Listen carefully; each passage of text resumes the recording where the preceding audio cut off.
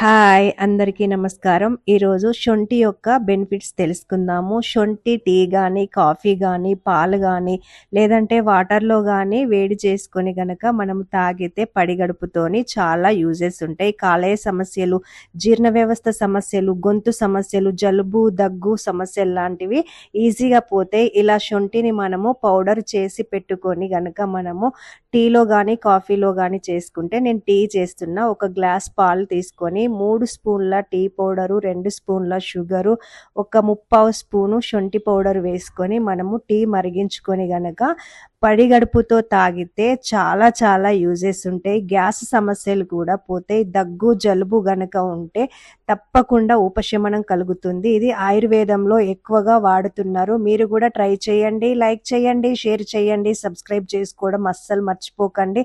ఈ రోజు నుండి మీరు తప్పకుండా శొంఠి టీ తాగండి. అల్లం టీ కన్నా శొంఠి టీతో ఎక్కువ బెనిఫిట్స్ ఉన్నాయని మీకు ఇప్పుడు అర్థమైంది అనుకుంటా. సో ఇంకెందుకు ఆలస్యం, వెంటనే ట్రై చేయండి.